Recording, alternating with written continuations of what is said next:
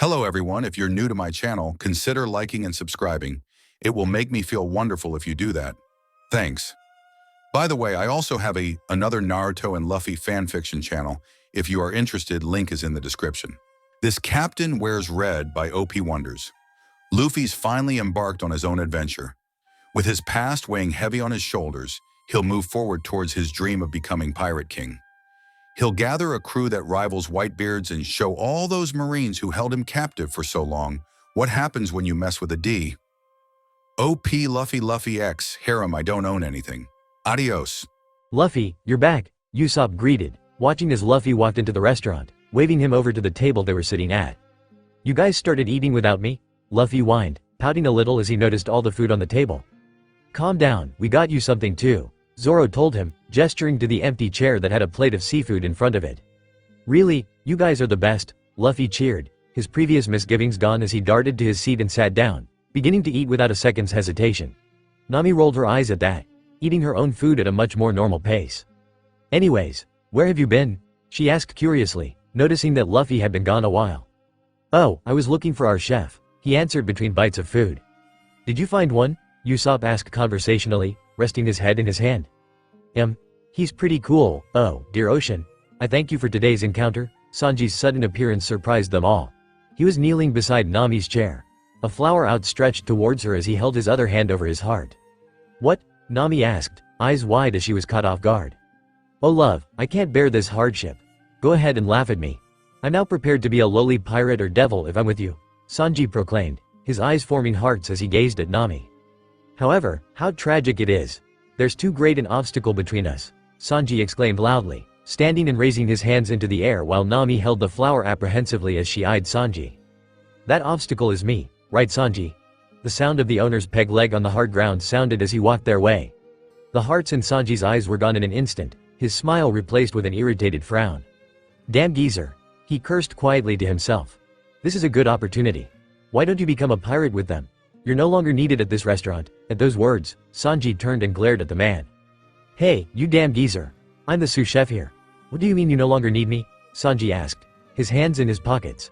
His body was still facing the straw hats, but his head was turned to glare at the owner who was now leaning against a table nearby, his arms crossed over his chest. You often get into trouble with customers. You flare your nostrils the second you see a girl. You can't even cook a decent meal, so you're dead weight to this restaurant. That's what I said, the owner listed out. Yet, Luffy could feel he was lying. It confused him as to why the owner was being so mean to Sanji, making it look and sound as if he didn't think Sanji's abilities were good but was really just lying the entire time. If he actually thought Sanji was a good chef, why did he want him to leave so bad? Say that again. Sanji growled out angrily. Laughing was heard coming from the top of the stairs where a group of chefs stood, listening. Also, the other cooks steer clear of you. So go be a pirate or whatever and just leave this restaurant already. At the owner's words, Sanji turned his body towards the man fully now. Say what? If I keep quiet, you just shoot your mouth off, huh? You damn geezer, Sanji started, walking closer to the owner. The rest I could overlook, but I'm not just gonna let you trash my cooking. No matter what you say, I'll stay here as a cook. And that's final, Sanji said, yelling the last bit and grabbing the owner by his shirt. The conviction in Sanji's words and emotions told Luffy that the chef would stand by them. However, he could feel from the owner that that was the last thing he wanted. There was a feeling of resignation, a feeling of irritation, and a feeling of anger all mixing together in the man. Just what's the meaning of you grabbing the owner by the collar? You idiot. And with that, the owner removed Sanji's hands and grabbed him back, throwing Sanji across the room and into the table where the straw hats had been listening silently. Seeing this, the crew grabbed their plates, holding them safely in the air as their table collapsed. Damn you. Quit screwing around. No matter how hard you try to kick me out, I'll continue to work here as a cook. Until you die. Sanji yelled to the owner who was walking away now. I won't die, I'll live 100 more years, the man shouted back, not even turning his head as he did. It was strange for Luffy to watch and know that both these strong-willed men weren't going to compromise. With how adamant Sanji was to defy the owner's words, Luffy knew that no matter how many times he was insulted he wouldn't leave this restaurant. The owner was determined to undermine the blonde chef's abilities, lying convincingly to Sanji's face, and because of that Sanji only became even more determined to stay. It was a vicious, never-ending cycle, and Luffy briefly wondered if he should just call out the owner on his lies or not. That geezer is never short of words, Sanji muttered, picking himself up off the ground. The frown left Luffy's face as he placed a hand on Sanji's shoulder. All right, you have permission, now you can become a pirate, he told the chef, even though he knew Sanji was going to refuse him regardless. It was worth a try though. No way. Luffy only laughed, having expected this reaction. Sanji picked up their table which had miraculously stayed in one piece and fixed it upright once more. Now, sorry about that, he said, placing a cup of fruit in front of Nami and pouring her a new glass. I'd like to make up for it by serving you fruit Macedonia, my princess, he said, nostrils flaring just like the owner accused him of earlier. Wow, thank you. You're so kind, Nami told him sweetly, enjoying the special treatment. Beside her, Usopp jumped over, a look of annoyance on his face. And no apology for us? I'm gonna sue you, you stupid love cook, he yelled out.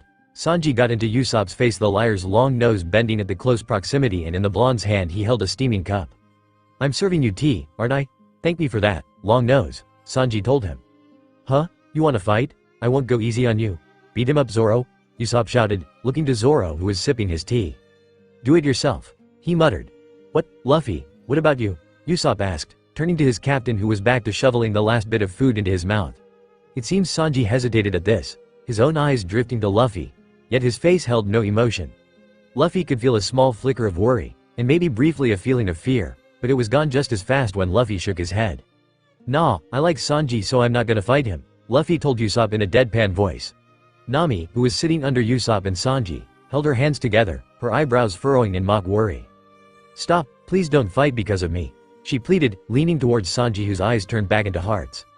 Yes, I'll stop, he told her with a smile. Who said it was because of you? Usopp screeched at Nami's head, the woman not even looking at him, focused on Sanji. By the way, you know, she started as if nervous. Luffy could feel that she was deceiving the chef, but didn't say anything, instead grabbing more food off of Usopp's abandoned plate. Yes, Sanji asked diligently. The food you have here is delicious, but it seems a little expensive for me, she told him, even going so far as to rub Sanji's chin, making the man swoon. Of course, it'll be free, he told her, and now Luffy could feel that Nami was truly happy, matching the expression on her face. Thank you, she cried, hugging Sanji tightly, the man looking to be in bliss. Yours are not free, he suddenly said, looking to Zoro as he spoke, the hard eyes gone again. Wah, Usopp cried. You're too predictable, Zoro said into his tea. Luffy only laughed at this. With Luffy determined to make Sanji their chef and Sanji's adamant refusal, the crew had ended up staying at the Barati for another 4 days. Of course, this meant that everyone was getting a little antsy, ready to set sail any time now, but in them that he didn't want anyone else to be their chef. Today, it was foggy out which made it difficult to see too far without everything being swallowed in a haze of white. The crew were lounging on the Mary, Nami and Usopp standing against the railing while Zoro was sitting against it, his hands behind his head. Luffy was sitting on top of the railing, looking off into the fog as he thought. When can we leave here? Usopp asked, looking over to the Barati. When Sanji agrees to be our chef, Luffy answered easily, his stubbornness showing. Are you really going to stay here until then? For all we know, that'll take months, Nami said to Luffy. The teen had noticed that as more time passed Nami had been growing increasingly anxious and uncomfortable, but he hadn't said anything about it. He knew the navigator was still having a hard time understanding his abilities, so he wasn't going to mention them much around her. It didn't stop him from worrying though, especially when he could start feeling that small hint of fear slowly growing within her. Unlike before, this fear wasn't due to Luffy, but something else, and that only worried Luffy further. I don't know, maybe if you ask him that Love Cook'll agree and we can finally leave, Zoro suggested, Usopp nodding his agreement to that plan while Luffy turned to smile at Nami. Would you? Luffy asked eagerly. He knew Sanji liked Nami, he was always really happy around her and did whatever she said, so maybe Zoro was right and all they needed to do was have her ask him. He has been letting me eat here free these past 4 days, Nami said to herself, looking as if she was considering doing it. Hey, if asking him to join doesn't work, maybe you can get him to let us eat free too. Paying for food every day is starting to get pricey. Usopp muttered though Nami looked as if he wasn't listening to him. It won't work. Luffy suddenly realized, everyone turning to look at him, confused by his words. Only seconds ago he had seemed on board with the idea, and now he was saying it wouldn't work. Why's that? Nami asked curiously. Luffy glanced over to her for a second, remembering that he didn't want to bring up his abilities around her, but she had been the one to ask. He doesn't want to leave cause the owner keeps lying to him. It makes him angry and more determined, so he's decided to stay. The owner's not gonna stop lying, but he wants Sanji to leave. Luffy explained to the best of his ability. It was hard sometimes to explain people's emotions because he only got impressions from them, and putting those impressions into words was difficult. Lying? About what? Usopp asked in confusion. Anytime they'd seen the violent owner he'd seemed to be speaking the truth about whatever he was talking about. Whenever he says Sanji can't cook, he's lying. He knows he can, but he doesn't say it, and that's why Sanji gets so mad. Luffy told him. "If you ask me, this guy's more trouble than it's worth. I'm sure we can find a better cook elsewhere," Zoro said with a shrug of his shoulders, leaning back further into the railing and getting comfy. Luffy frowned, ready to argue that Sanji was the only chef he'd accept, but then his haki picked up on something growing closer. Head snapping back to the sea, Luffy frowned, head tilting and eyebrows creasing as he tried seeing through the dense fog. What is it?" Nami asked, she and Usopp both not liking the look on Luffy's face. Their tone of voice made Zoro open his eyes in curiosity, looking and finding Luffy sitting rather stiffly on the railing. "Someone's coming. Lots of people," Luffy told them quietly as he tried figuring out how many people there were. How strong they were. He knew that there were a lot of them, but his haki wasn't good enough to pinpoint exactly how many there were. He could feel a lot of emotions too, similar to how Jin had been when he'd gotten here. The people were in pain, hungry, tired, weak.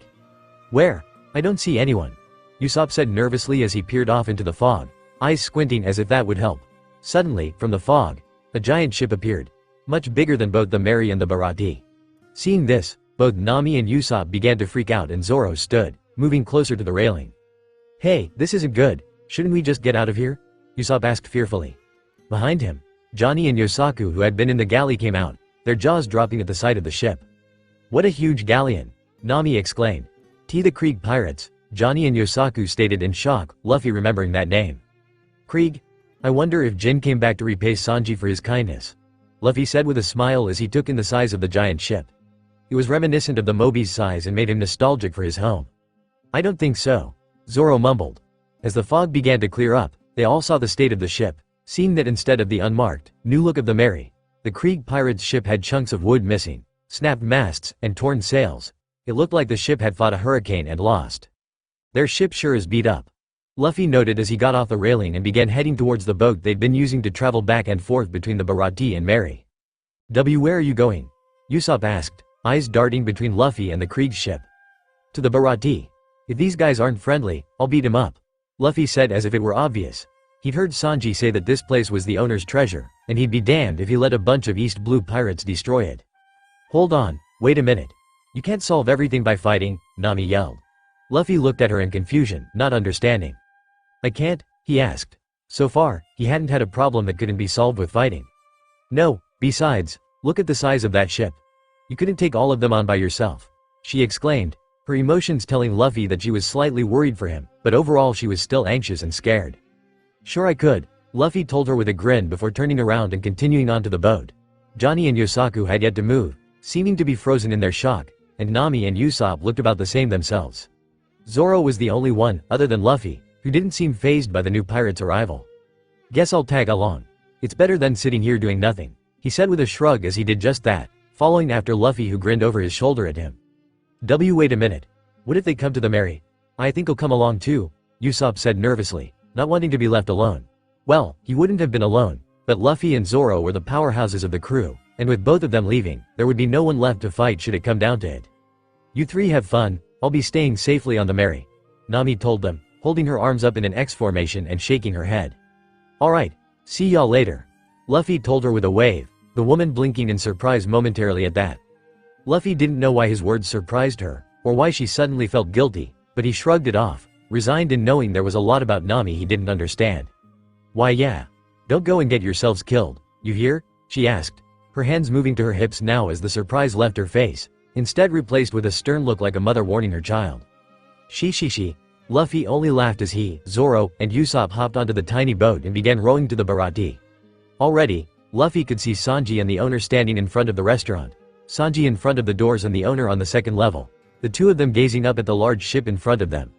When the three finally reached the outer deck, they walked over to Sanji. "You guys are still here?" Sanji asked, only briefly looking their way to acknowledge them. "Yup. So it looks like Jin brought the rest of his crew," Luffy said, standing beside Sanji and looking at the ship. "Looks that way. Their ship isn't looking," he said, taking a drag of his cigarette and letting the smoke billow out of his mouth afterward. "Doesn't seem like they were attacked by cannons, but then again, it's hard to think that damage is man-made," he said as he looked over the cracks and gashes in the ship. After he said this, they all saw someone begin staggering across the destroyed ship's deck. "Here he comes." With narrowed eyes, Sanji took the cigarette out of his mouth, stomping it out on the ground. The four of them decided to head into the restaurant because if these pirates didn't intend on fighting, that meant they would want food. Luffy noticed that the owner had gone in as well, But that thought was quickly pushed aside when he felt the sudden onslaught of everyone's fear and worry slam into him at once. He hadn't noticed earlier, too focused on the thought of fighting, but the restaurant was practically oozing out the negative emotions due to how many people were inside looking out the windows and watching the Krieg pirates. A few deep breaths later, and the shaking in Luffy's hands had gone away. He decided to ignore the look Zoro sent him as a result. Once they were inside, it didn't take long for the doors to open back up to show Jin there as he helped a much taller, bigger man into the room. There were audible whispers and gasps from the surrounding diners as they took in the mont's appearance, the bandages wrapped around his head, the giant coat hung on his shoulders, and the intimidating look on his face. Sorry, can I have some water and food?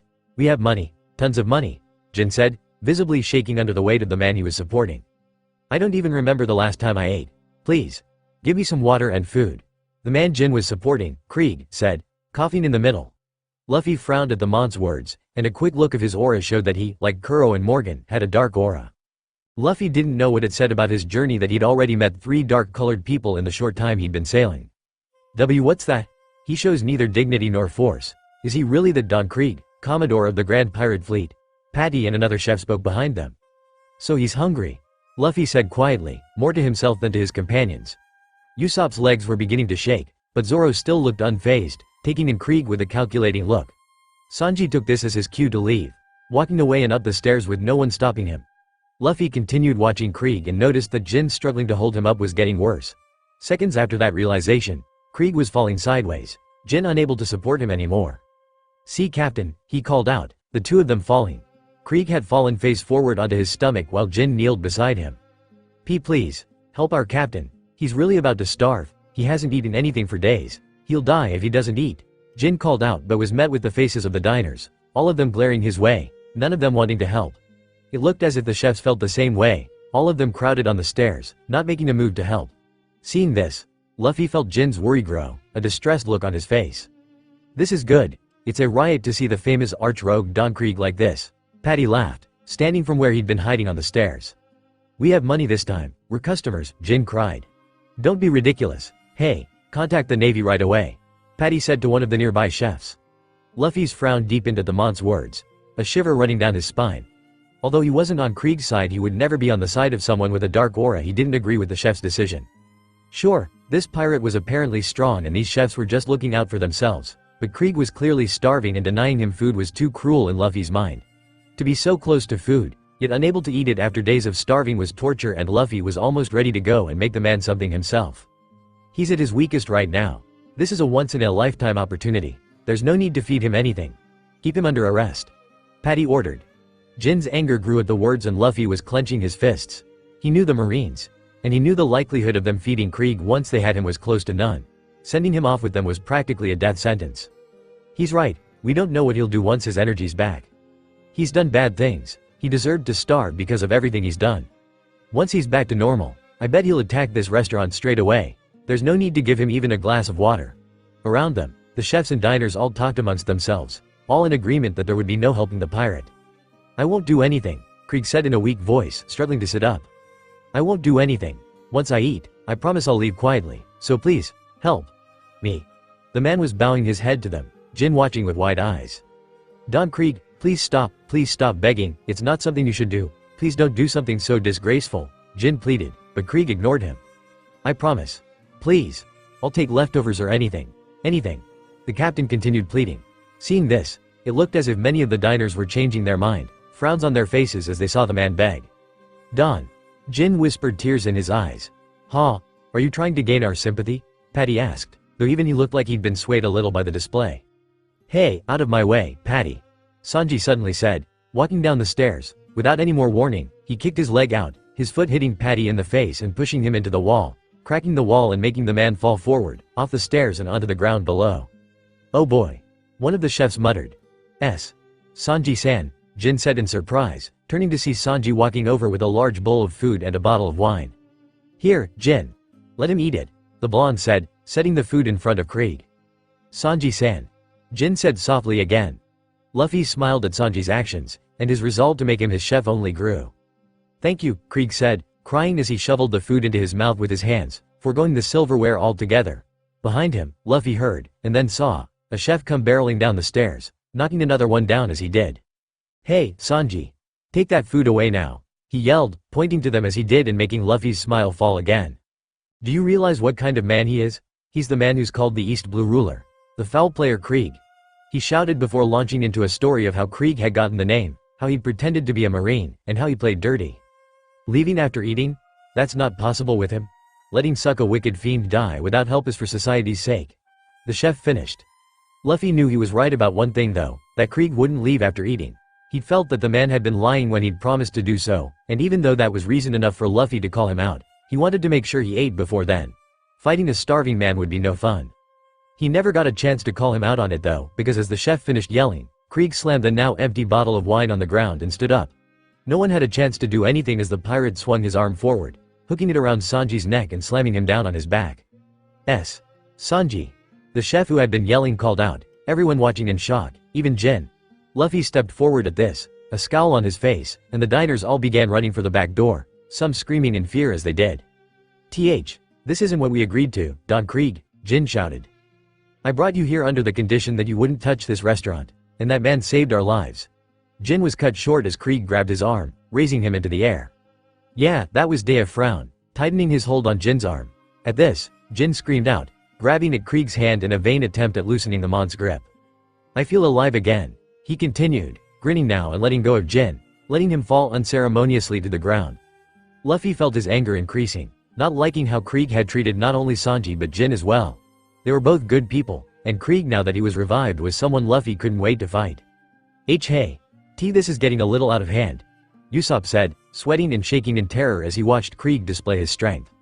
Hurting his own crew member, Zoro said with a frown, not liking how he'd treated Jin either. He didn't know Jin personally, but from what he'd seen, he was loyal to his captain, and for Krieg to use him as a demonstration rubbed Zoro the wrong way. Now that all the diners were gone, all that was left were the chefs and the 3 straw hats. Krieg looked around the restaurant with a frown, and once he'd scanned it all, he grinned again. This is a good restaurant. I'll take this ship. He determined, the chef's jaws dropping at the words. So, that's what you want, Sanji said as he struggled to sit up, blood dripping from the corner of his mouth, yet he was grinning back at Krieg. Ow. Patty, who had been unconscious after his fall from the stairs, looked up to see Krieg towering over him, making him scream in fear.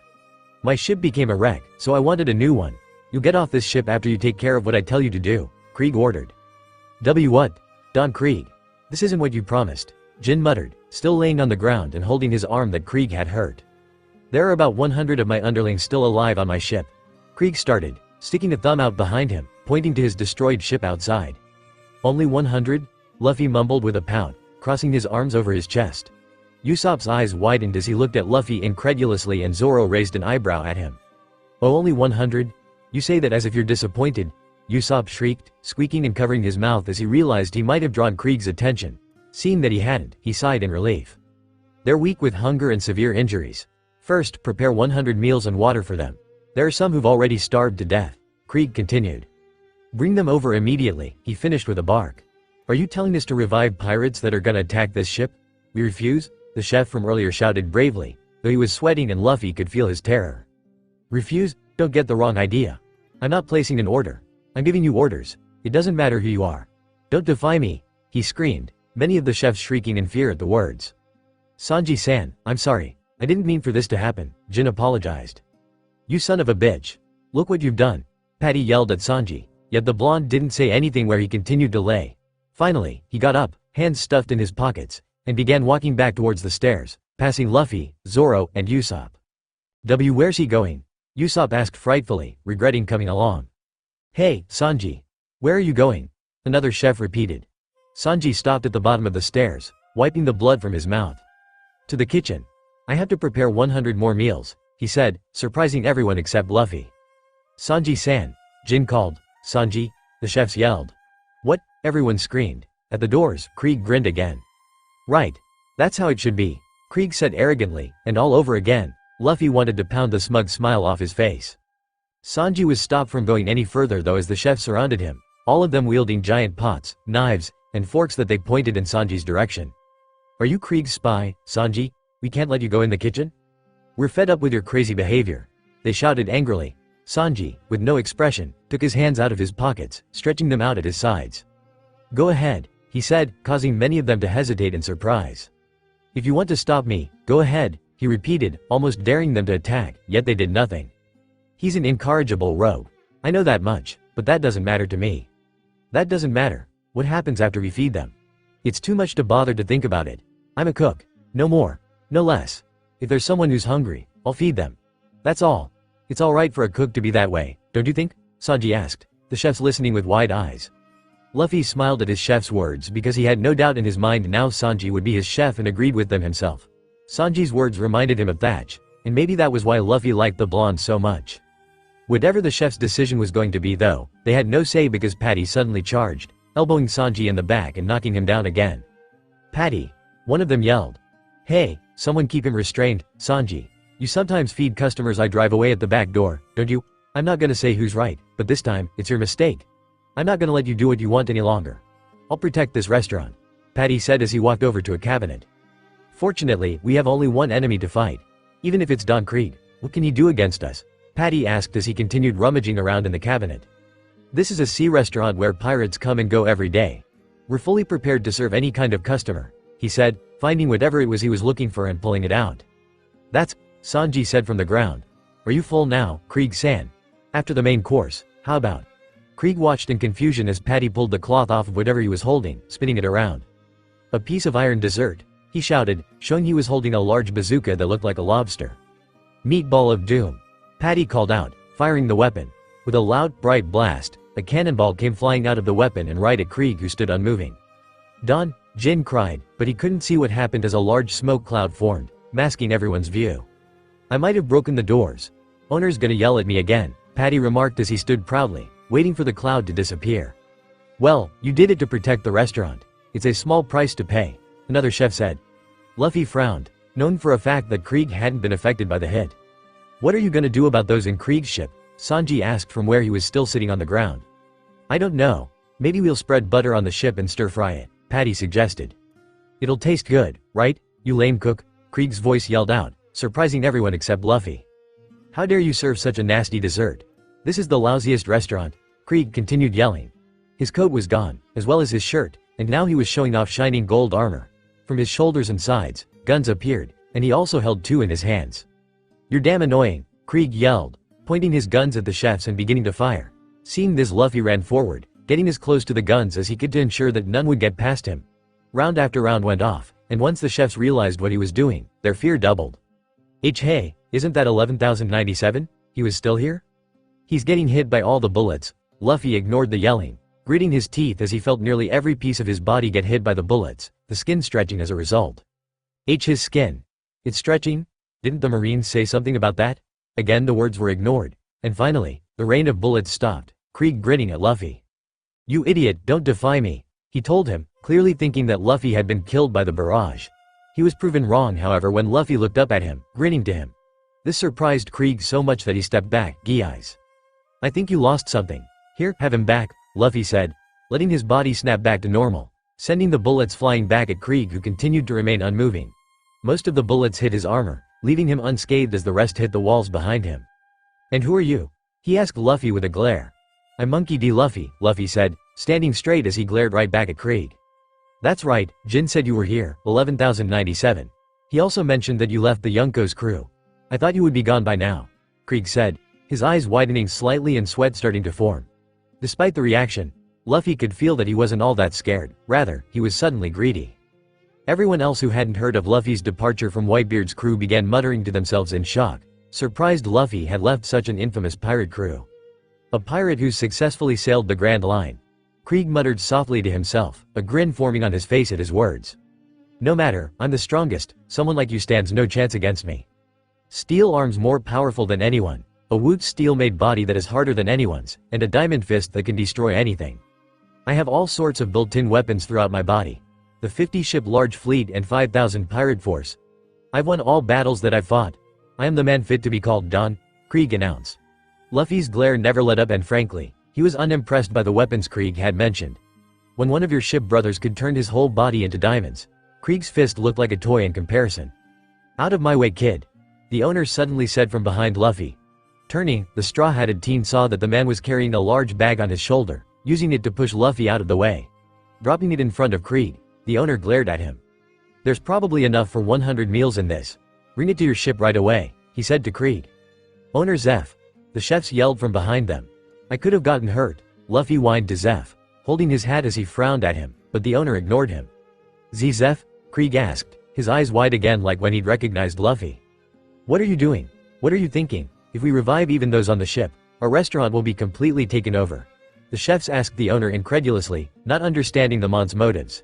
Did he want the pirates to attack them? Zeph ignored their concerns as he walked back towards the stairs, but then he stopped. If they have the will to fight, that is. Right, defeated warrior of the Grand Line? Zeph asked, turning to look at Krieg over his shoulder. Krieg stared dumbfounded, quickly followed by the chefs doing the same. See, can't be. Don Krieg is a defeated warrior. Then even the ruler of the East Blue couldn't, even the pirate fleet with 50 ships couldn't sail across. At the chef's words, Jin was looking to the ground, a look of defeat on his face. They couldn't even get through paradise? Luffy asked himself, wondering if these guys were even all that strong. Why? You must be Redfoot Zeph, Krieg called out, ignoring everyone mocking him, still focused on the owner. So you are alive, he said in a low voice, the greed back as his eyes narrowed, shifting between Luffy and Zeph. An incomparable pirate who was a cook and yet also a captain, and 11,097, a pirate who's sailed with the Yonko Whitebeard, the strongest man in the world. Krieg continued, his lips twitching upwards slightly. Luffy didn't like the slimy greed that Krieg was starting to emit. It reminded him too much of Teach after seeing the devil fruit Thatch had found all that time ago. So what if I'm alive? It has nothing to do with you. As you can see, I live as a cook now. Zeph said, gesturing to the restaurant around him. At his words, Krieg began laughing loudly. If you put it that way, it sounds nice. Though rather than living as a cook, it looks like you can live only as a cook. Krieg said, gesturing to the man's peg leg, insinuating that because of it, Zeph wasn't able to be a pirate anymore. He began retelling stories he'd heard of Zeph's strong and powerful kicks, how he'd been revered as Red Leg Zeph, and at the end, he gestured once more to the peg leg. But you no longer have that precious leg of yours. I've heard the rumor. How unlucky for you to have an accident at sea. To you, losing one of your legs must mean you are unable to fight. Krieg assumed. Zeph showed no emotion, and Luffy could tell that he wasn't getting angry by the words Krieg was saying, staying indifferent. What about fighting? I can cook without a leg as long as I have these hands. Zeph told him, raising his hands in example. What are you trying to say? Just come right out and say it, Zeph demanded. Krieg chuckled again at that, grinning maliciously. Red Leg Zeph. You're the man who once entered the Grand Line and came back unhurt. The same could be said for 11,097 there. You two no doubt have logbooks chronicling your journeys. Give them to me, he demanded. Whoa, you've been to paradise too, old man? Luffy asked Zeph with a grin, ignoring Krieg. Yeah, Zeph affirmed, looking at Krieg as he spoke. I knew you were a cool guy. Anyway, I don't have one of those books. Izo or Haruta always wrote in those and their pops, so I didn't take it.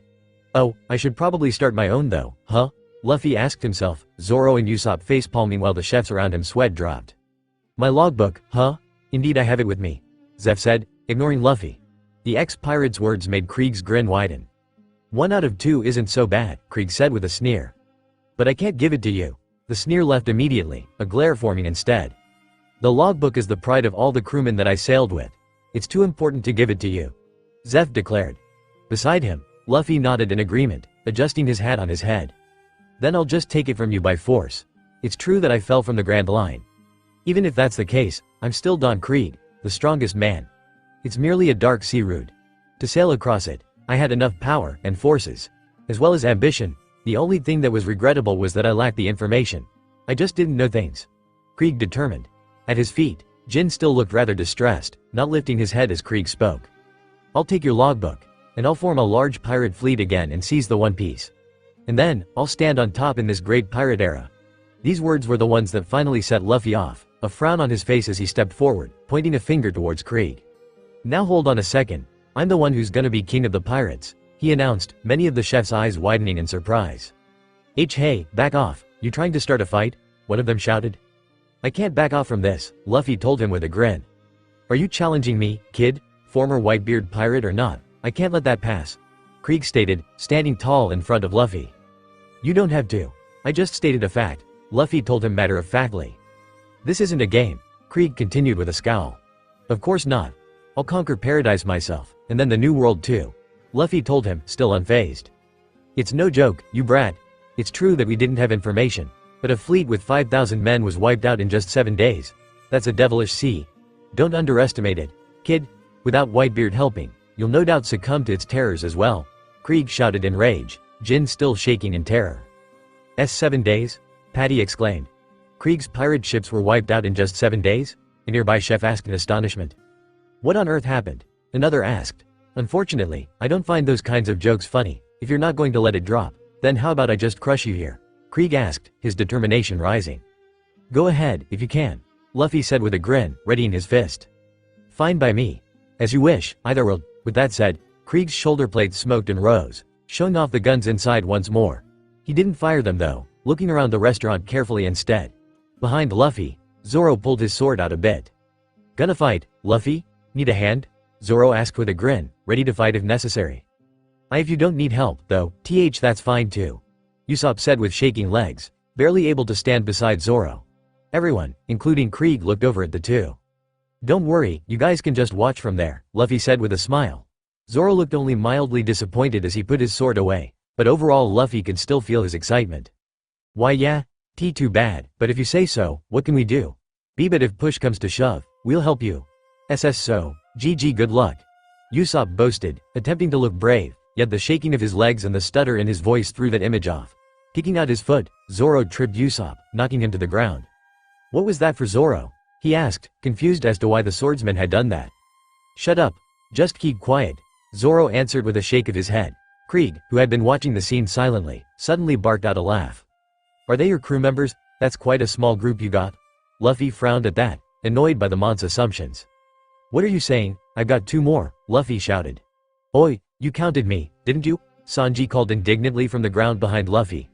Krieg's amusement left and he hid his guns back under his shoulder blades, frowning to them all. I'll deal with you all later. I'll go feed my underlings. Those who don't want to die can abandon the restaurant and escape. All I'm after are the logbook and this ship, he announced, picking up the large sack of food and holding it over his shoulder. But if you still wish to be uselessly killed, it's a bother, but I'll bury you at sea. Know that? He told them, and with that, he left the Barati, heading back to his own destroyed ship. I'm sorry Sanji-san. I never imagined this would happen, Jin cried, having been left behind by Krieg. That's not something you should apologize for, underling, Zeph spoke up, surprising the chefs and Jin himself. Each cook at this restaurant acted as they felt was right. That's all.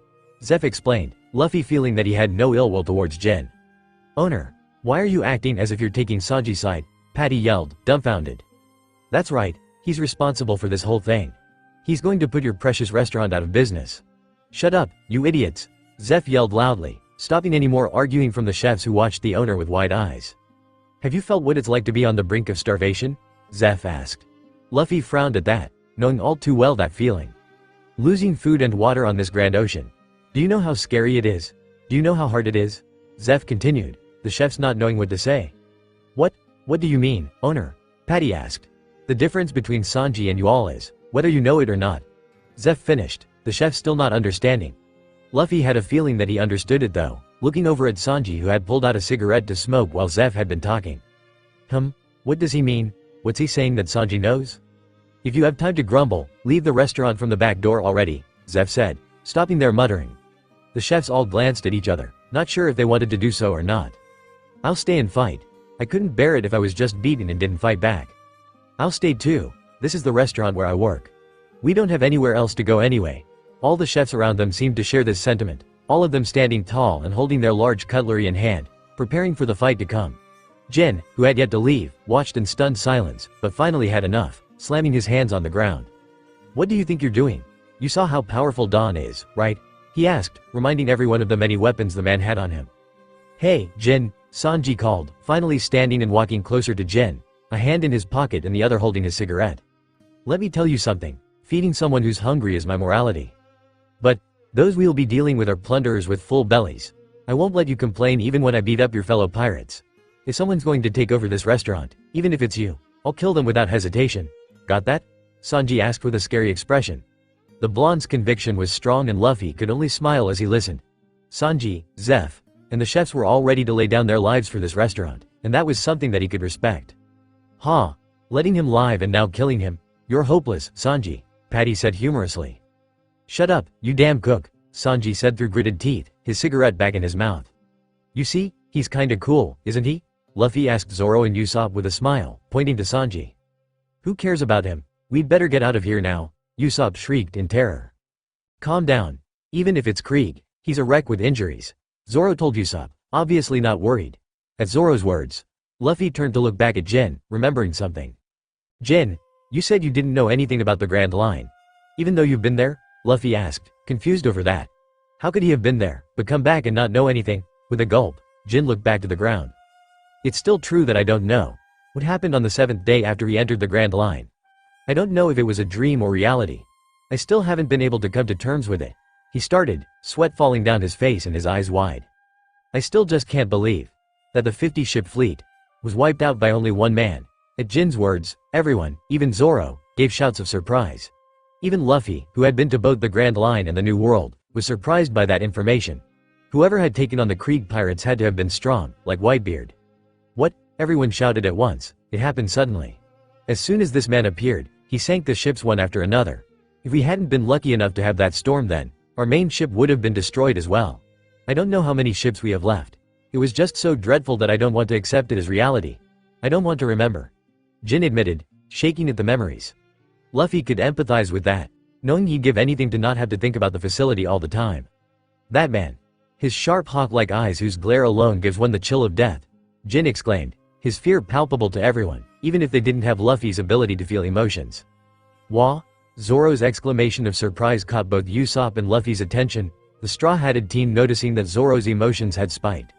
His calmness was gone in a flash, replaced with shock, eagerness, recognition, excitement. What did he just say? Zoro asked softly, Luffy barely hearing it. That must be Hawkeye. Zeph realized his arms crossed as he spoke to Jin. That you felt his eyes were like a hawk's isn't proof in of itself, but what this man did is enough proof that it's him. Zeph explained, and this only made Zoro's emotions stronger. Hawkeye, Zoro said, a little louder now, his eyes still blown open, a single drop of sweat falling down the side of his face. You know him, Zoro? Luffy asked, only a little worried by the mont's reaction. He wasn't having any bad feelings, but the way he was reacting was slightly concerning. At Luffy's words, Zoro seemed to snap out of it, closing his eyes and calming down. Yeah, he's the man I'm looking for. I went out to sea to meet him, he explained, Luffy remembering him telling him about that. I see. Luffy murmured quietly. Isn't it possible that that man ate towards you guys? Sanji asked, wondering why someone would go through the trouble of taking down 50 ships at once without reason. We never did anything to him, Jin said defensively, denying that claim. Maybe you guys disturbed his nap or something, Zeph suggested, irritating Jin. Don't be ridiculous. I'll be damned if he crushed our fleet for such a reason, Jin yelled loudly in anger. Zeph only smiled, chuckling. Don't get so worked up, it's just an example. I'm just giving an example of what kind of place the Grand Line is. The owner told him. Usopp was becoming increasingly worried as the conversation went on, wondering if he wanted to go there or not after all this. What the heck kind of place is that? He whispered to Luffy and Zoro. It probably means that anything can happen, Zoro said plainly, Usopp crying at his words. Hey, Luffy, let's not go to the Grand Line after all, Usopp cried, but Luffy was only smiling widely, his classic D smile back on his face. She, the Grand Line is so much fun. Luffy laughed out loudly, remembering all of the adventures he'd had there in the past.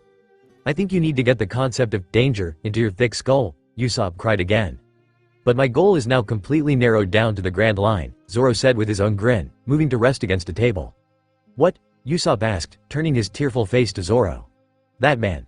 I can see that man if I go there, the swordsman said in determination. Sanji, who had been listening the whole time, finally spoke up. Are you guys stupid or what? Guys like you die before anyone else, he said matter-of-factly. Yeah, but you didn't have to call us stupid. When I decided to become the strongest swordsman, I decided to devote my life to it. Since it was my decision, the only one who can call me stupid is me, Zoro said, his arms crossed over his chest. Ah, me too, Luffy said, waving his hand in the air. Me too. That's just natural as a man of the sea, Usopp said just as confidently as the other, though Luffy felt the lie. In your case, that's a lie, Zoro said, picking up on it as well. What nonsense, Sanji muttered, looking away from them. Hey, do you idiots understand the current situation? The ship moored in front of the restaurant is the huge galleon that belongs to Don Krieg, Commodore of the pirate fleet. If you want to escape reality, do it after surviving the life or death crisis, Patty admonished, pointing his giant fork their way. Luffy was about to respond to the chef's words, but a sudden cut of emotions outside caught his attention instead. Someone had just died, and he knew for a fact that it hadn't been from starvation. He wasn't able to think much on that either when a loud cry sounded, footsteps pounding their way. Here they come. We can hear their war cry, We'll protect the ship to the end. It's our restaurant, the chefs yelled in determination, clenching their weapons tighter in their hands. Out of the way, cooks, the pirates outside yelled. They never had a chance to even board the Barati when their ship was suddenly split into two, everyone's eyes widening, stupefied. What the? Luffy yelled in a mixture of awe and surprise. Even Zeph's eyes had widened. With how large Don Krieg's ship had been, with it being cut in half, it created a large wave that made the Barati begin swaying dangerously, tables and chairs sliding across the floor. Everyone tried steadying themselves, but it was difficult with how much the floor was moving underneath them. Raise the anchor, or we'll be swallowed along with the ship, Zeph ordered, one of the chefs running off to do just that. This is bad, Nami, Yosaku, and Johnny are still on our ship out there, Zoro called out, both he and Luffy running for the doors. Damn it. It might be too late, Usopp yelled, quickly following after them. When they reached the outside they were just in time to see the Krieg's ship slowly begin sinking into the water. Iniki! Iniki! Hearing the familiar voices, Luffy ran over to the railing, feeling the panic and fear clearly. Yosaku! Johnny, Luffy called, Zoro and Usopp running after him. Are you alright? Zoro asked as he leaned over to look at them, the two swimming in the water, no ship in sight. Where's the ship? It's gone. What happened to Nami? Usopp asked, trying to find any glimpse of the Mary, worried it might have been caught up in all the waves. I'm sorry, Iniki, she's gone, Yosaku cried. Big sis Nami. Johnny cried next, she took all the treasure and ran off, Yosaku finished. What'd you say? Luffy, Zoro, and Usopp all asked simultaneously. Without them noticing, Zeph walked out as well, the waves slowly calming and making it easier to stand on the Barati. That man! Zeph exclaimed softly, eyes wide as he looked off at the sea. Hearing this, Zoro looked over to the owner, and then to the ocean, his own eyes just as wide as he scanned the waters. Among the wreckage of the destroyed ship, Zoro spotted a small boat drifting their way. Is it possible? That's Hawkeye. What did you just say? Usopp asked angrily. Nami ran off with the Going Merry? Luffy asked, stunned. What do you mean by that? Zoro demanded, all three of them shoving their heads down in Johnny and Yosaku's faces. The two bounty hunters were laying on the Barati's outer deck after Luffy had pulled them out of the water, still crying. It happened just a moment ago, Yasuo cried, explaining how Nami had been looking at a certain wanted poster at first before tricking the two and pushing them into the water. They explained how she'd told them she never officially agreed to join, just that she had been in an alliance of sorts with them. She said to tell you guys that if you're linked by fate, you'll meet again. After that she just left. So that's how we lost the ship, Johnny cried, he and Yosaku kneeling and bowing their heads. We're sorry. Yosaku apologized. Damn it, she's making this crisis worse for us, Zoro cursed, punching the side of the Barati. Kaya gave that ship to us, Usopp growled out, equally as angry as Zoro. Luffy, who could feel all the rising anger, tried ignoring it, instead standing on the railing and peering out at the ocean. Wait, I can still see it, it's the Going Merry, Luffy called, everyone turning to look and spotting the ship off in the distance. Where's your ship? Luffy asked Johnny and Yosaku. He had known something was up with Nami, but he hadn't asked her about it because she'd been scared of his powers, and now she had taken the Merry. He wasn't angry at her for it, after all, she was right in that she hadn't agreed to join officially, and that was something he knew, so really, she had every right to leave. Taking the Merry was a bit much, but Luffy wasn't angry about that either. Something had scared Nami, made the hatred in her flare, and it wasn't Luffy or the others. It had something to do with why she left, why she needed all that money. We still have it here, Yosaku said, his crying stopping. Zoro. Usopp. Leave right away. Take that ship and follow Nami, Luffy ordered. Zoro turned, waving a hand in the air. Forget about it. Just give that ship to her. No need going after that woman, Zoro said flippantly, obviously not as invested in her as Luffy was. I won't accept anyone but her as our navigator, Luffy said sternly. There was a moment of silence as Luffy and Zoro both stared at each other, and eventually, Zoro sighed, rubbing his face with his hand. Alright. What a high-maintenance captain. Hey, Usopp, let's go, Zoro said to Usopp who nodded, determined to get the Merry back. Johnny and Yosaku went with the two, getting their ship and getting it ready. Zoro and Nikki, the ship is ready. They called over to him from the boat. Before Zoro and Usopp got on it, the swordsman looked over his shoulder at Luffy. Luffy, what about you? He asked, wondering what he was going to do. I can't go yet. All these chefs really like this restaurant, I'm not gonna let this greed guy take it from him. Luffy said, jutting a thumb towards to the chefs all standing at the front of the Barati. Be careful. The situation here isn't normal. Zoro told him seriously, but Luffy only grinned. I've handled worse, he said honestly. Zoro stared at him another second before nodding. Don Krieg. It's him. It's the man who destroyed our fleet. The yelling of one of Krieg's pirates had everyone turning to see what they were talking about. It was then that everyone remembered the tiny boat drifting closer to the Barati. That man, Zoro exclaimed softly, swallowing. So that man is. He trailed off. The pirates continued panicking at the sight of the small boat, but Luffy ignored them, staring at Zoro's back. Zoro? He asked, but didn't get a response.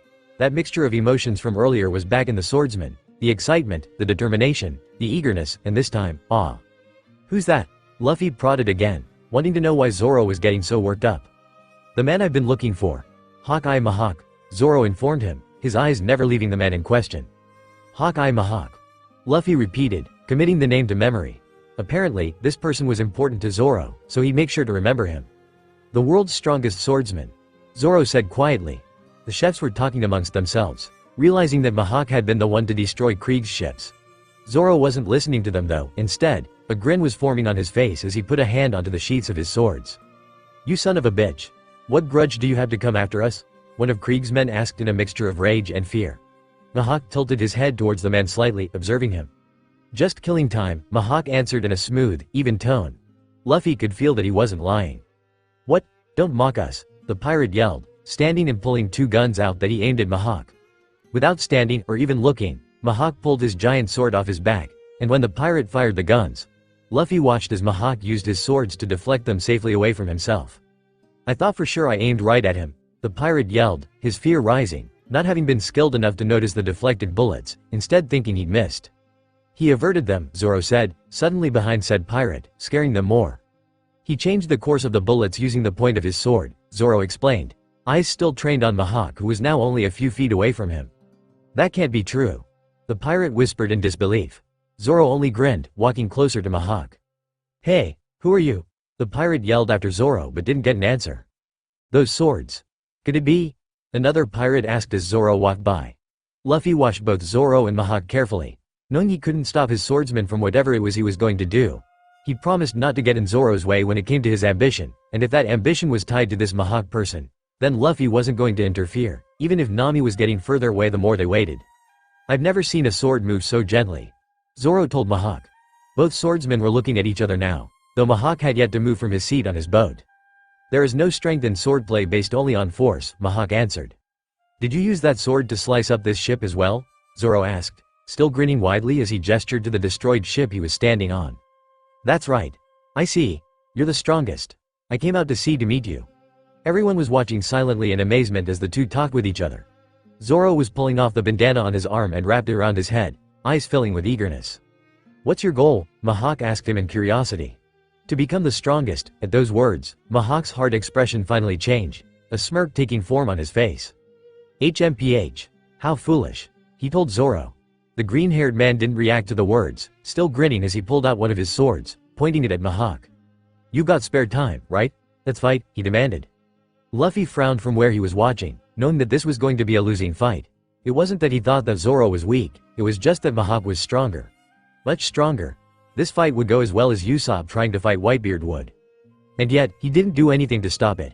He had to constantly remind himself of his promise to Zoro, to not interfere with his ambition. It was difficult, and he was barely holding himself back from doing just that, but he managed. This guy is Zoro. Roronoa Zoro of the Three Sword Style.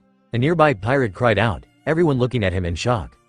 What? Oh, a pirate hunter, huh? Krieg asked, standing on the other half of the split ship. He is? Sanji asked in surprise, not having recognized him. How was he supposed to know that the famous pirate hunter would be traveling with another, even more famous, pirate? Hey, this isn't good, Luffy. They're going very soon? Oi, Luffy, Usopp called to Luffy, quickly realizing that his captain was completely focused on Zoro. Fight. HMPH. How pitiful, weak one. Mihawk muttered, and within a flash, he was standing on the same broken deck as Zoro. If you are a competent enough swordsman, you should be able to see the disparity in our abilities even before we cross swords. Is it your courage or ignorance that causes you to turn your sword on me? Mihawk asked him, head held high as he addressed Zoro. Again, Zoro didn't seem to be fazed by the man's words, still grinning widely. It's my ambition, he declared, placing one of his swords in his mouth and holding the other two. And it's also because of a promise I made to a dear friend, he finished, staring Mihawk down. Hawkeye Mihawk, the world's strongest swordsman and the pirate hunter Zoro. What kind of fight will it be? Patty asked, sweating nervously from where he watched with the other chefs. There can't possibly be anyone who can defeat Zoro and Ikki, Yosaku exclaimed. Zoro and Ikki is the strongest already, Johnny added. Luffy said nothing to them about that, only glancing at them out of the corner of his eye before focusing back on Zoro and Mihawk, the latter of the two pulling a tiny knife off the cross on his necklace. Hey, what's the meaning of that? Zoro demanded, taking offense that Mihawk was pulling what looked to be a toy out. I'm no beast that goes all out when hunting a rabbit. Even if you're a swordsman who's earned a bit of a name for himself, the sea, the East Blue, is the weakest among the 4 seas. Unfortunately, I don't carry any smaller sharp instruments than this one. Mihawk said, actually looking and sounding sad about that. That's enough making fun of me. Better not regret it when I kill you. Zoro yelled through his sword before charging forward towards Mihawk. Frog in the well. Know how big the world is? Mihawk told him, only moving into a lower stance. Oni. Jiri. Zoro used all 3 of his swords in the attack but realized rather quickly that they had stopped. Looking, he saw that Mihawk was using the point of his tiny knife to stop all 3 of the swords in place. What? Zoro exclaimed in astonishment. Wah. Zoro and Ikki Oni Jiri was stopped, Johnny shouted, dumbfounded. Even a big technique that never fails to blow any enemy away was. What's going on? Yosaku shouted, just as dumbfounded as Johnny. Luffy's frown deepened and he had to take another deep breath, something he'd been doing a lot lately. There was a silence across the entire area as everyone watched with bated breaths, no one daring to even so much as breath too loud in fear that something would break. Finally, Zoro was the one to move, pulling his swords away from the tiny knife and swinging them up. The world's strongest can't be this far, he yelled, still determined, yet Luffy could feel as his swordsman slowly began to realize just what he was up against. Zoro rapidly swung sword after sword at Mihawk, but no matter how fast he moved, Mihawk effectively blocked each and every attack effortlessly, not even breaking a sweat.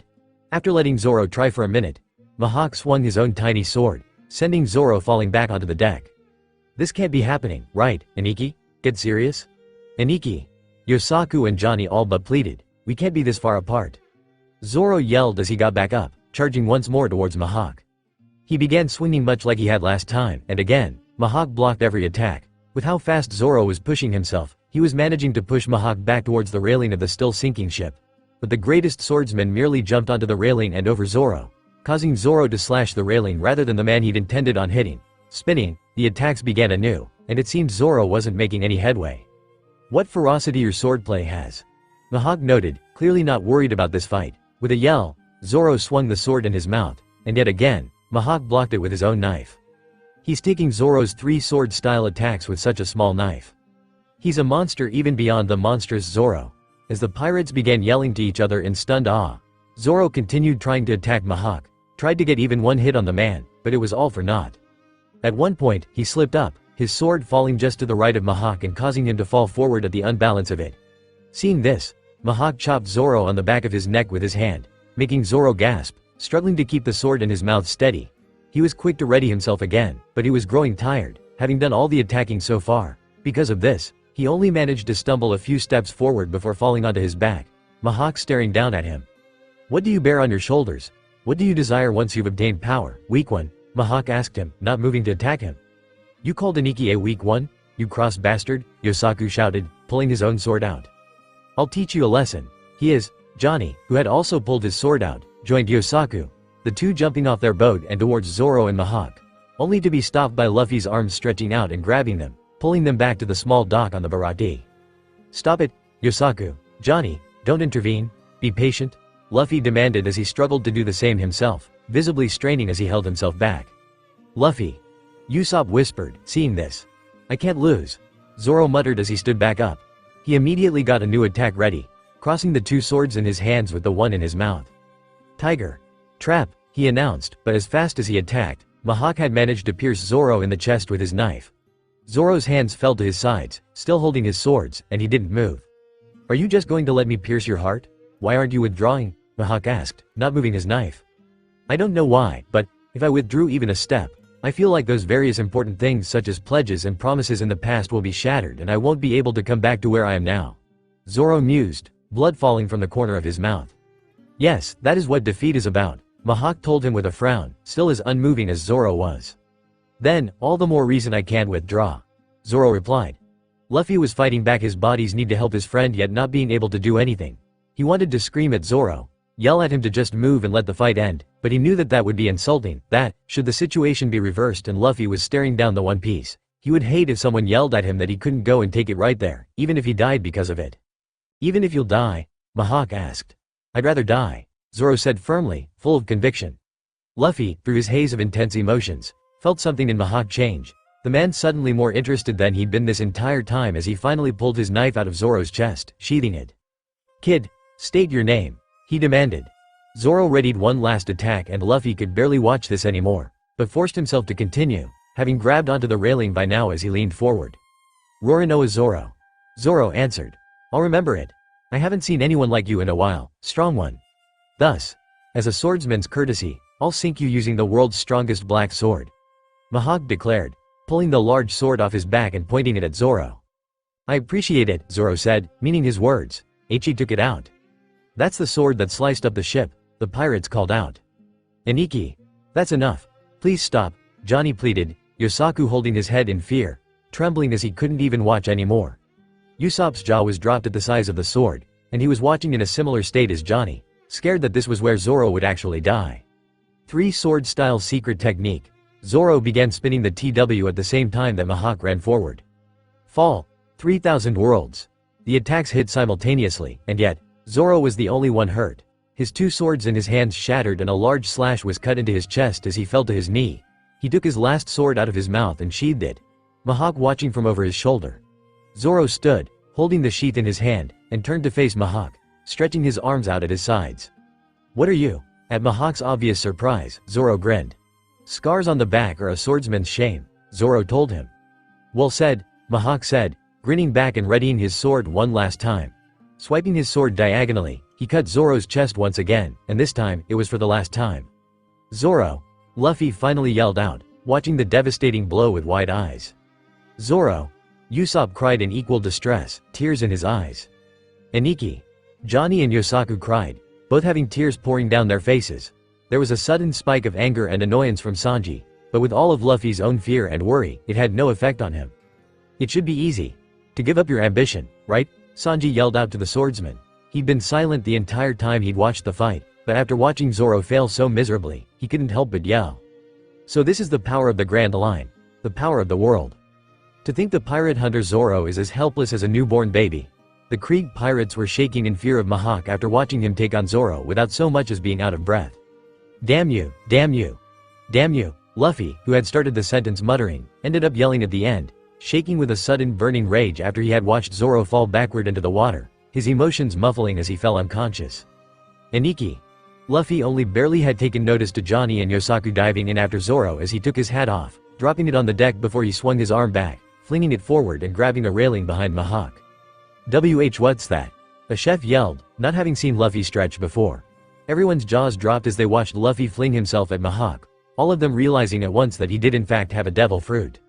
So that brat really does have a devil fruit, Krieg exclaimed with a scowl. You bastard, Luffy yelled at Mihawk, landing in front of him. The man had his arms crossed, his sword back in its sheath on his back and looking unfazed about what was happening. Are you that swordsman's comrade? He asked as Luffy stood tall, the anger clear on his face. You also impressed me for watching it to the very end, he complimented, Luffy feeling his words as true. Don't worry, I didn't kill that man, although, I do admit that I'm a bit curious as to what a whitebeard pirate is doing here in the weakest sea. Mihawk said, but Luffy didn't have time to answer as he felt Zoro's emotions become clearer, telling him he was waking up. Aniki. Aniki. Say something, Johnny and Yosaku pleaded, holding Zoro up in the water. Zoro? Luffy asked with wide eyes, watching as his swordsman coughed up blood. Johnny and Yosaku swam with Zoro back to the ship where Usopp helped pull him on board, resting him on the floor. This is medicine. Throw it over him, Usopp called, having run off to grab a basket of first aid supplies. It's still too early for you to die. My name is Dracula Mihawk. Learn about yourself. Learn about the world, and become strong. No matter how many years it takes, I will hold this seat of the strongest and wait for you. Surpass this sword. Try to surpass me, Roronoa Zoro, Mihawk declared loudly. Kid, what is your goal? Mihawk asked Luffy, eyeing him. King of the Pirates. Luffy answered without hesitation. Oh, what about your captain? Mihawk asked. I'm not with Pops anymore, I left and started my own crew. Luffy answered again. Mihawk smiled at that. In that case, it'll be even harder than surpassing me, he told Luffy. Without change in expression, Luffy answered. How would I know when I haven't done it yet? He asked, sticking his tongue out at Mihawk. He's alive. A shout from Usopp had Luffy turning back to the ship Zoro was on. He already knew Zoro was alive, but that didn't mean he wasn't concerned still. Aniki, say something. Johnny pleaded again. Suddenly, Zoro was holding his sword in his hand, raising it into the air for Luffy to see clearly. Even through all the pain Luffy could feel coming from Zoro, he could feel the humbling humility in him as well, the swordsman having realized how much he had overestimated his own strength. Luffy, can you hear me? Zoro asked, his voice soft and difficult to hear from so far away, yet Luffy heard it all the same. Yeah, he called back. After a few shaky breaths, Zoro spoke again. Did I worry you? You need no less than the world's greatest swordsman, right? Zoro asked, struggling to get that much out. Aniki, please don't talk anymore, Yosaku cried as Zoro coughed up more blood. I will not be defeated ever again. Zoro cried out with tears. There was frustration in Zoro, but also a new determination, a new conviction. Until the day I defeat him and become a master swordsman. I'll never be defeated. Got any problems with that? King of the Pirates? Zoro asked. Grinning his D-grin, Luffy laughed in both relief and happiness. None, he called back. You're a good team. I want to see you guys again, Mihawk said, turning to go back to his boat. Oi, Hawkeye, Krieg suddenly called, jumping over to their side of the boat. Didn't you come to take my life? The life of the East Blue's ruler, Don Krieg? Krieg asked, confident in himself. I was going to, but I had enough fun, so I'm going home to get some rest. Mihawk told him, all previous amusement gone from him as he addressed Krieg. He didn't even look over his shoulder to do so. You may have had enough, but I'm tired of getting beaten, Krieg said with a grin, cracking his neck in preparation. D-Don, why are you trying to keep him here? Krieg's crew asked in concern. Krieg didn't answer though, and instead pulled out his guns again, the two on his shoulder, the two at his sides, and the two in his hands, all pointed at Mihawk. Die before you leave. Without another second's hesitation, he began firing all of them at once. Too fast for anyone but Luffy to see. Mihawk took his sword back out and cut the deck in half again, causing a large wave to block everyone's vision. Realizing his footing was disappearing, Luffy flung his arms back over to the Barati, grabbing on and pulling himself back before he could fall into the ocean. Damn, he escaped again, Krieg said once the water settled down, leaving him staring at an empty space where Mihawk had been seconds ago. Usopp. Luffy called over to the sniper. Luffy, Usopp called back, poking his head over the boat's railing, having hidden when he saw all of Krieg's guns again. Go, I'll leave Nami to you, he yelled over to him with a grin. Got it, Zoro, and I will bring Nami back for sure. Make sure you get that cook to join us.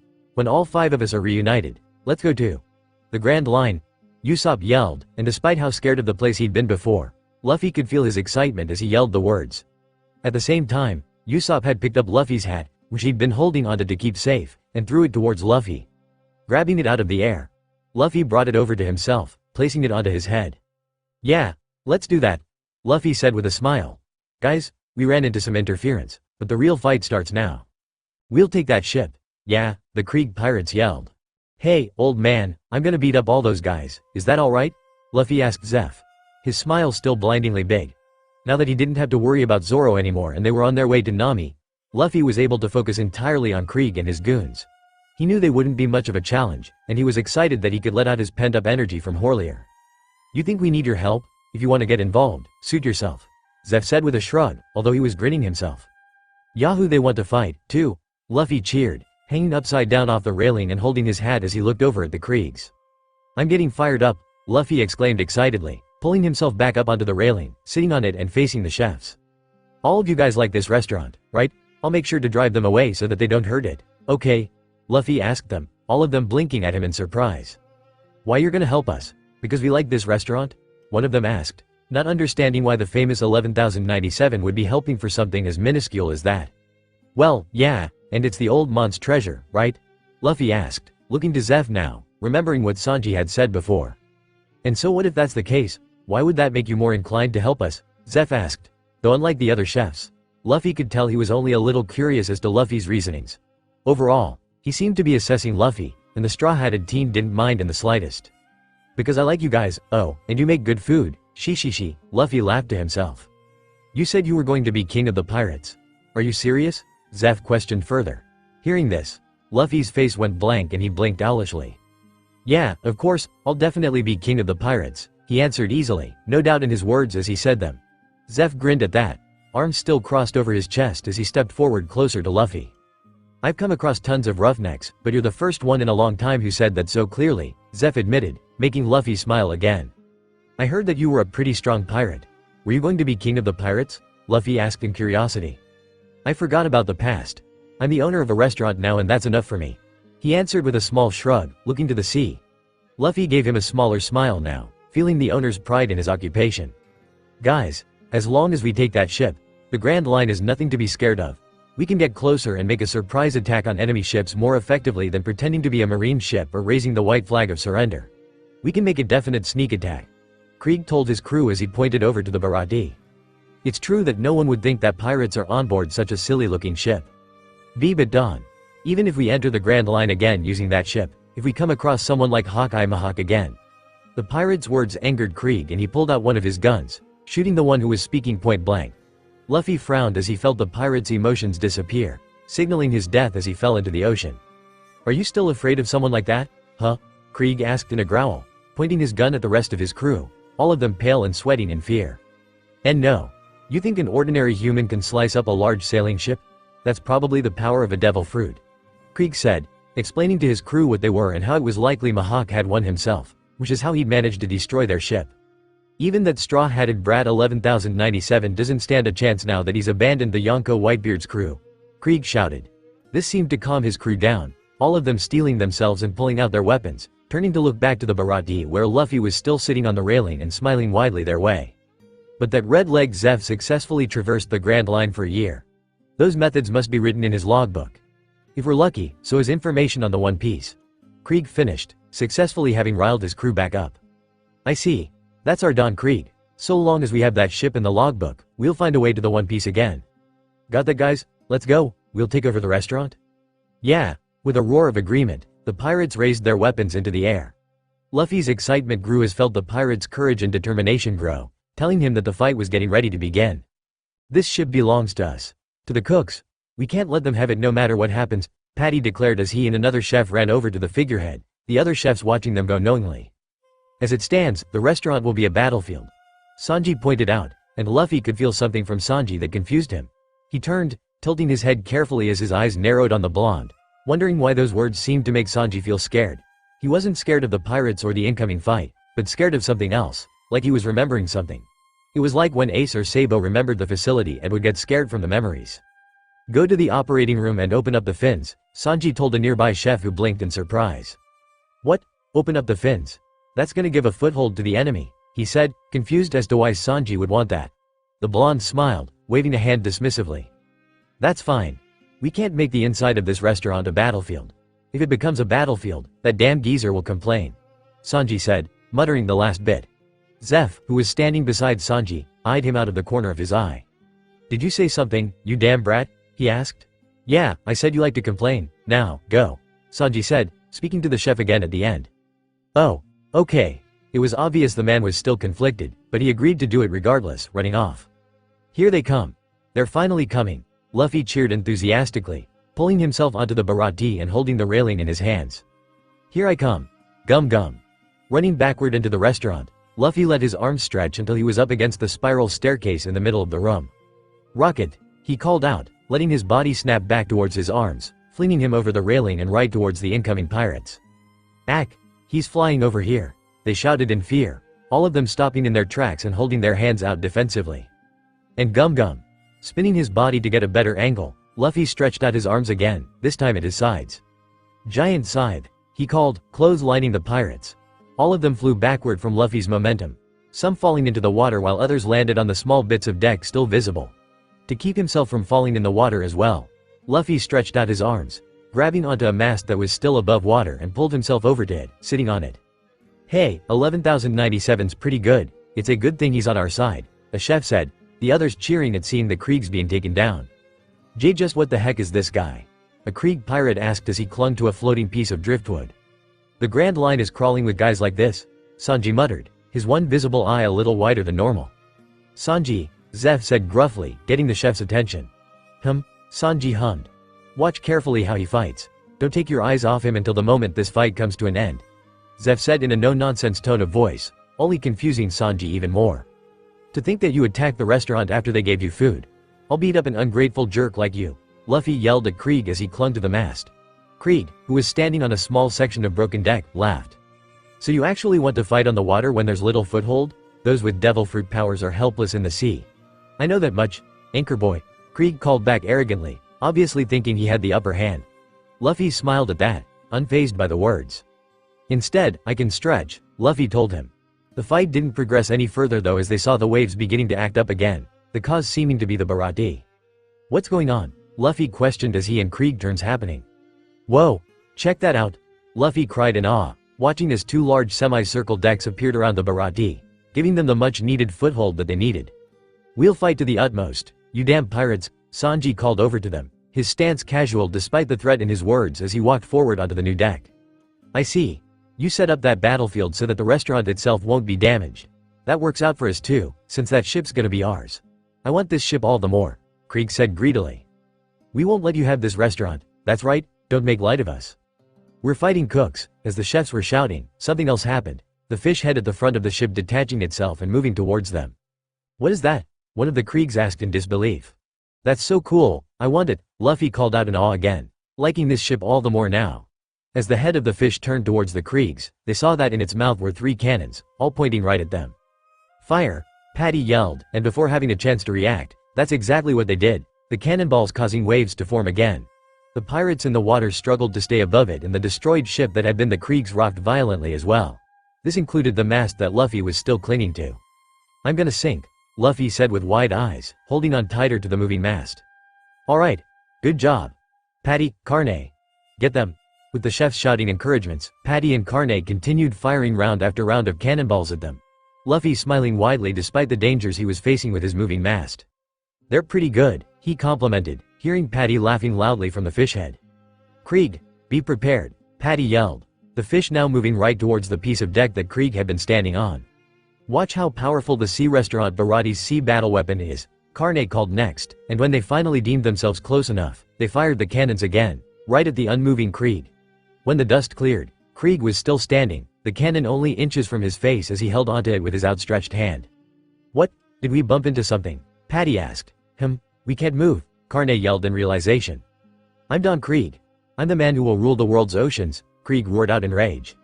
I told you that's gonna be me, Luffy yelled, more than a bit miffed that Krieg was still saying that. I don't have time for your games, Krieg continued, ignoring Luffy completely as he began lifting the giant fish out of the water. What Herculean strength he has, Patty cried out in fear. All of the chefs watched with wide eyes as Krieg lifted the fish above his head, tossing it behind him and towards the Barati. It's coming this way, the restaurant will be destroyed, they shouted in terror, watching as the fish quickly headed their way. Luffy was about to intervene, because he had already told the owner he wouldn't let the restaurant be destroyed, but he stopped himself when he felt Sanji's emotions. The man was confident and determined, and when Luffy looked over at him, he was lowering into a stance like he was about to jump. And jump he did. He pushed himself up into the air, and just as the fish began its downward arc towards the Barati, Sanji met it in the air and kicked it, pushing it back away from the restaurant and towards the other half of the extended deck where no one was standing. Sanji, the chefs cheered, happy they weren't going to be crushed by the fish now. With his foot? Krieg yelled in disbelief. Even Luffy was awed by the mon's strength. He kicked back that weird boat. What strong legs, the Krieg pirates muttered to themselves. That foot technique is. Krieg began quietly. There goes Sanji's kicks, a chef yelled with a smile. He's pretty good, Luffy said to himself. You son of a bitch, Sanji. Are you trying to crush your allies? Patty and Carne yelled as they jumped out of the fishboat, the two of them furious. Yeah, Sanji answered, not even looking at them. Don't, yes, you crazy stew, Patty and Carne yelled simultaneously. You almost lost your most powerful assets, you stupid spaghetti, Carne shouted as he pointed accusingly at Sanji. Patty mouth dropped in rage. Do you really think you have time to crack jokes, cooks? It was then that everyone realized the pirates that had been in the water had swum over to the Barati and were now climbing onto the enlarged deck. Seeing this, the chefs took a defensive position, raising their weapons threateningly. Let's get him, one shouted, running forward with a few others. It seemed they were outmatched though as the pirates fought back, snapping or slicing the chefs' weapons apart and sending them flying back towards the restaurant. Even with a weapon, a cook's a cook. We're expert fighters whore in a whole other league from you. Now be good little cooks and go find a land restaurant to cook for. One of the pirates said, his sword hanging over his shoulder as he spoke. Hey, you guys.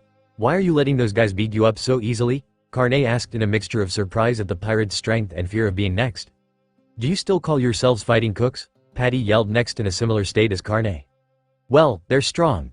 They're totally different from those we've fought before, one of the chefs said in their defense, wiping his mouth as he sat up.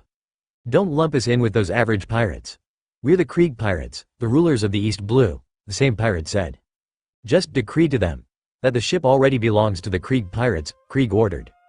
Don't be mistaken, we won't let you take even one step into the restaurant, Sanji said with a grin, not intimidated by the pirate's strength. He's exactly right, Patty yelled, he and Carne reminiscing about how they'd come to work at the restaurant, Luffy listening closely as he took in their feelings of protectiveness towards the restaurant, their love for the place. At Patty and Karn's words, Zeph said some of his own, and with that, the chefs were all riled up and ready to fight again. Protect the owner. Protect the restaurant, Patty and Carne yelled as they ran forward, weapons raised, and despite their lingering fear, they still went to fight. Luffy beamed in pride at that, deciding quickly that they were among those he would make sure survived this whole ordeal. Where the other chefs had difficulty, Patty and Carne proved to be more of a challenge, knocking over some of the pirates and successfully blocking attacks. Even though they were doing fairly well, that was stopped when someone else swam over, lifting a hand and flinging something at Patty, knocking him back. Just what are you guys doing? The newcomer asked as he climbed onto the deck as well, Luffy's smile turning to a frown. What's with that guy? He asked himself, not having seen him before. He was dressed strangely, a large circle, metal shield on the front and back of him and 4 smaller shields strapped to his arms, 2 on each arm, 2 on his hands and 2 on his elbows. He also had 2 more small shields strapped on his knees as well. In the middle of the shields were pearls, and on his head was a large pearl as well. Unassailable, hence invincible. When someone says, Pearl-san, the invincible shield of the Krieg pirates, they mean me, he called out smugly. Pearl-san. One of the Kriegs cheered. Patty, Carne, are you alright? Zeph asked the 2 chefs who had been attacked by the man. They're not alright, because they took my killer punch, Pearl surprise, Pearl boasted, blood dripping from his wrist shield. Whoa, this is a nice knife. I'll take it, one of the pirates said as they moved towards Patty, greed filling him at the sight of the large knife. Hey, let go. Give it to me, let it go, you damn loser. He said, realizing quickly that Patty still had a firm hold on it despite looking shadow-covered him. The pirate looked up, seeing a furious-looking Sanji there. He didn't even have time to blink before a leg sprung forward and kicked him in the face, sending him flying into the other pirates, all of them then flying into Pearl who didn't move from the force. The knife flew from Patty's grasp, but Sanji caught it by the handle before it hit the ground. He's really got some good kicks, I didn't come to like him for nothing, Luffy praised as he continued watching, more determined than ever to make Sanji his chef. A kitchen knife is a cook's soul. Don't you amateurs carelessly put hands on it, Sanji yelled to the pirates. Sanji, Patty grumbled out, peeking an eye open. Hold this tight and stay down there. I'll take care of them, Sanji ordered, handing the knife over to Patty who took it, doing as told and not moving from the ground. We won't be beaten by a mere cook. The pirates cried as they charged forward again, weapons in the air. Sanji placed his hands on the floor and began spinning his legs around, knocking down each of the incoming pirates with ease. A mere cook, you said? I'm gonna cut you in 3, you bastards, he growled out, glaring menacingly. Ha! How impudent you are to beat them using only kicks. Is that your policy? Pearl asked, not having moved this entire time. To cooks, hands are most important. I can't have them hurt in battle. I'll take you down with this leg as well, Sanji said, hands in his pockets again as he kicked his left foot out towards Pearl. Take me down? That's impossible. I'm an invincible man that won all 61 of my battles unharmed. I've never shed blood in a battle, not even a drop. Winning unharmed is the very proof of my power. I'm a shield man and a gentleman. I'm refined, aren't I? Pearl asked with a smug smirk, hitting the 2 shields in his hands together. Was that supposed to be a gag? It wasn't funny at all, Luffy said in confusion, not understanding Pearl's words at all. A sudden murderous intent from behind him made him refocus his attention on Krieg who was spinning something in the air. Hey, straw hat brat, if you're not paying attention, you'll get hurt. Krieg yelled, sending the spinning thing a spiked ball on a chain towards Luffy. With his haki, Luffy felt that the ball and chain weren't aimed towards him, rather it was aimed for the mast he was still clinging to. At this realization, Luffy held on tighter as Krieg split the mast in half and then flung the ball and chain towards the section Luffy was holding, sending both Luffy and the mast flying towards the Barati. Seeing this, Luffy allowed himself to fly, and when he landed he patted himself off, standing in front of Sanji. That was rude, I was paying attention, anyways, it's a good thing I didn't fall into the sea, Luffy said cheerfully. Feeling that someone was in a state of shock, Luffy looked up, wondering what had happened, and was faced with Pearl who had a bloody nose. It was then he realized that he and the mast had hit Pearl, and that was what had stopped him from hitting Sanji and the Barati. "What?" Pearl asked, voice barely loud enough for Luffy and Sanji to hear as he touched his hand to the blood. "Ah, this isn't good," Krieg muttered almost angrily. "Blood? Oh no." A pirate screeched. "Pearl-san, don't worry. It's just a nosebleed, it's not a wound from fighting. Please calm down, Pearl-san."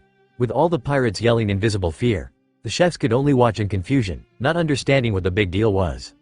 "Th, these guys are dangerous," Pearl cried, tears in his eyes and looking devastated. "What's with him? He's acting strange," Sanji noted, expression bored as he observed Pearl. "He's in shock over his nosebleed. Don't know why though," Luffy answered, picking his own nose, also bored. So far, these guys were boring and rude, and he just wanted to get a move on and fight Krieg already. That wasn't possible at the moment though, seeing as Pearl was now yelling loudly and banging his two hand shields together again.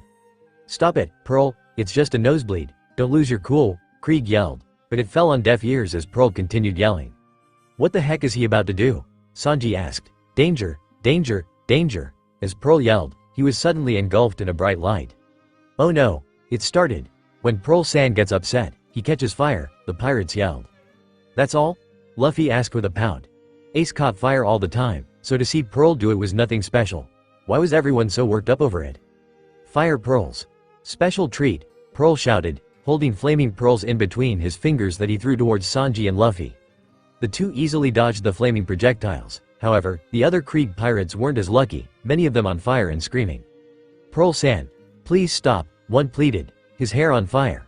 Bits of the deck had caught fire as well, but everyone was more focused on either stopping the fire on themselves, or avoiding being caught on fire. "Burn. Within this flame and the flame shield, you have no idea how invincible I am," Pearl screamed. "That idiot, is he going to burn down the ship that we're gonna take over?" Krieg asked from where he was watching. "Damn it," Sanji muttered, watching as a wall of flames blocked anyone from running to the water. "Crap, there's no escape from a sea of flames in the middle of the sea. This isn't good. The restaurant will catch fire," pirates who were still in the water called out. Hearing that, Sanji's glare hardened. "This restaurant will burn," he growled out, Luffy feeling the chef's anger rise. "Burn, burn." Pearl continued chanting, arms raised in the air as he stood amongst the flames. "You son of a bitch," Sanji screamed, jumping towards Pearl despite the fire. "You idiot, you'll get burned, Sanji," Patty yelled, he and Carne back up now after having been moved to safety by other chefs. "I'm not just gonna let you burn this restaurant down," Sanji yelled as he jumped over the wall of flames, spinning in the air and kicking out his leg towards Pearl, which the man blocked with his hand shield. "He's so reckless, does he want to turn into a human torch?" the pirates who weren't on fire shouted. "When even fierce animals would stay away from fire pearls," Pearl exclaimed in the same shock as the pirates.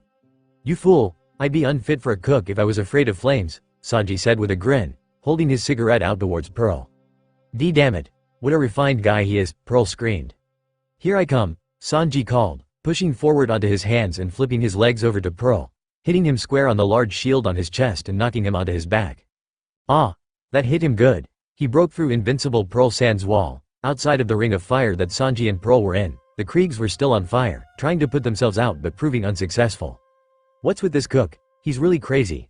Why you son of a bitch? Fire. I need more fire. I need to feed more fire pearls," Pearl cried, now bleeding from both nostrils as he threw more flaming pearls into the air. "Ah, the restaurant will catch fire. If the fire gets into the kitchen, the restaurant will be blown away," the chefs were yelling as they watched the flaming pearls arc in the air, falling right for the Barati. Zeph, who had been standing in the doorway of the Barati this entire time, didn't move, watching with crossed arms as the fiery pearls came right for him. "Owner, please, get out of there, owner," one of the chefs pleaded, but Zeph didn't listen. Instead, he lifted his peg leg, swinging it in the air above the pearls so fast it created a gust of wind that extinguished the pearls, sending them falling harmlessly to the ground. "Whoa!" everyone watching exclaimed in awe. "And my fire pearls!" Pearl cried, tears in his eyes again, and face red from being hit. "Something like that is child's play," Zeph barked, unfazed. The gust from the kick put the flames out, a chef yelled in awe. "What the hell? Tavine technique, so red leg Zeph is still strong," the Kriegs, who had finally managed to put out the fire on themselves, yelled. "The old man is really cool, I'm impressed," Luffy said with a smile, having stayed out of the way for the most part.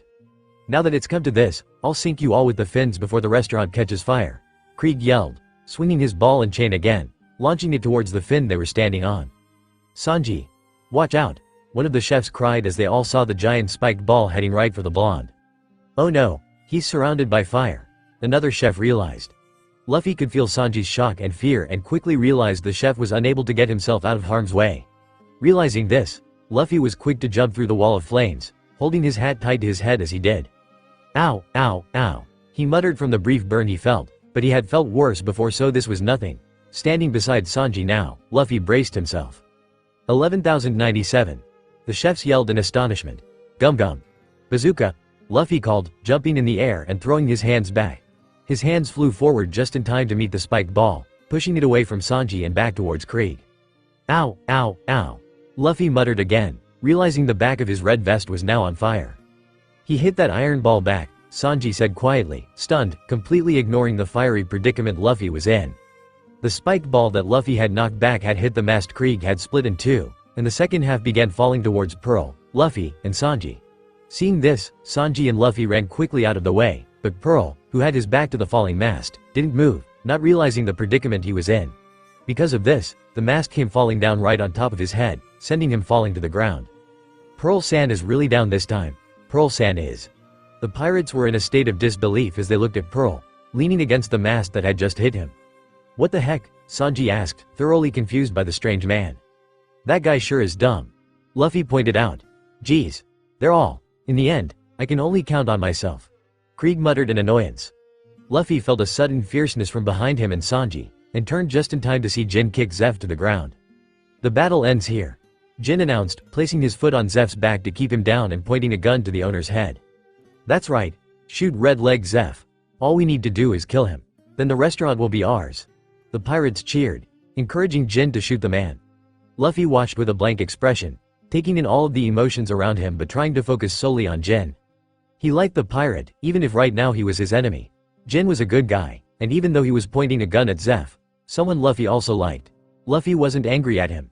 He could feel Jin's loyalty to Krieg, could feel his determination, as well as the turmoil. He knew that, even though he was holding a gun to Zeph's head, the man didn't actually want to hurt Zeph, but he felt obligated to. Not for the first time, Luffy contemplated knocking out all the pirates with his king's haki so he could fight Krieg already.